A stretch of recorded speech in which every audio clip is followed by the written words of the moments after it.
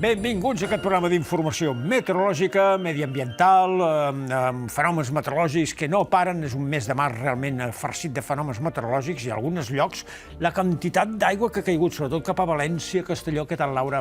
Molt bé, encantada, perquè ja estem per fi a l'horari d'estiu i tot i haver dormit una hora menys, a mi m'encanta. Hi ha molta gent, la major part de la gent, no a tothom, com servidor, però bé, això són casos especials.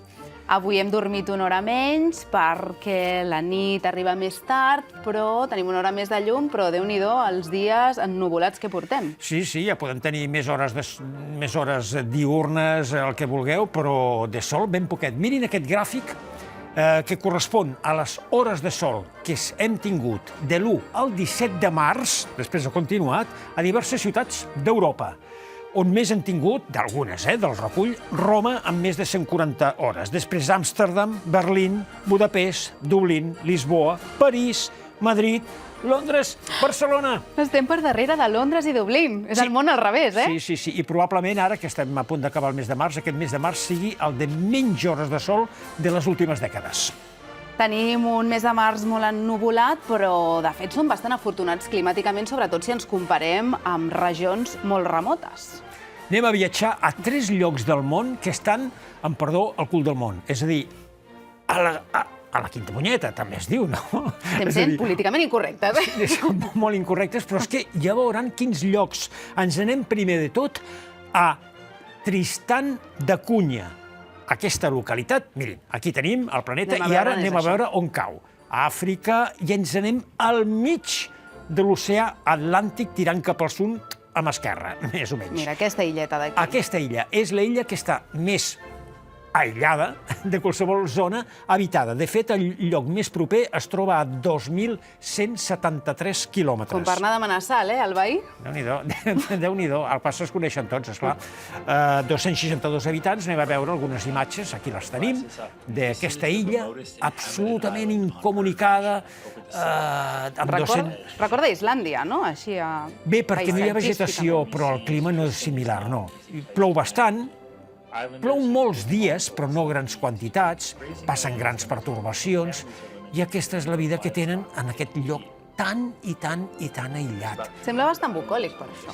No, de maco és maco, però viure és dur. Ens anem al segon lloc. Sí, ara un més dur, no, encara, que aquest? Déu-n'hi-do. Vegin aquesta volada que farem. Vinga, fins on anem ara? Sortim al continent africà, travessem tot l'Atlàntic, ens anem a Sud-amèrica, però ens anem cap al nord de Sud-amèrica, més o menys, concretament als Andes, al Perú, als Andes. Altitud aquí, eh? Sí, és el poble més alt del món. La Rinconada es troba a 5.200 metres d'altitud. Té 16.900 metres. Gairebé tothom viu de la mineria, però atenció a aquestes imatges. L'entorn és bucòlic, però així està el poble. Una mala gestió de residus. Sí, per cert, el poble és un dels que hi ha més prostitució del món per habitants. És terrible, les deixalles, la corrupció, quina pena, amb aquest entorn, tot a conseqüència de la mineria descontrolada d'aquest indret. Doncs i d'aquí, del Perú, marxem fins a Groenlàndia. Anem a veure-ho, anem a veure on ens emporta aquest viatge avui a través del planeta. Sortim... On anem exactament? No, com es diu la població? Aquesta pregunta te l'havia de fer jo. On anem?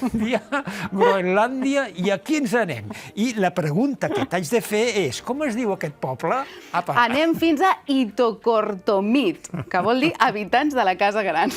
Itokortomit. Exacte. Anem a veure, mira'l, aquí el tenim.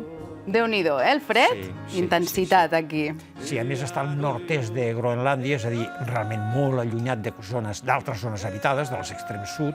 És dur realment viure en aquest indret, Que, per cert, anem a aprofitar i acabem aquesta primera secció veient uns fragments de la pel·lícula Nanook of the North, Nanook del Nord. És una pel·lícula d'una... Anem a veure, mira, aquí les tenim.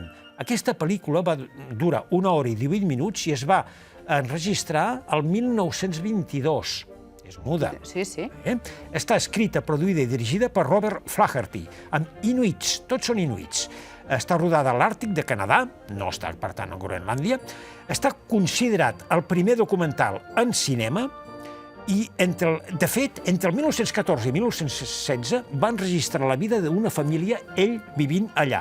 Però es va haver un incendi per culpa d'una cigarreta, es va cremar tot el que havien registrat i va haver de tornar al 1920 per tornar a fer la pel·lícula, que, per cert, va ser un èxit als Estats Units. Déu-n'hi-do, quina feinada, doncs, amb aquesta... Mira, perdona, això és el cartell de la pel·lícula. Veus? Doncs amb aquesta relíquia cinematogràfica acabem la secció i de seguida, en 30 segons, entrevistem a tot un expert, tota una eminència, el doctor Antoni Bulbena, que ha estat estudiant la relació entre els fenòmens meteorològics i la salut mental.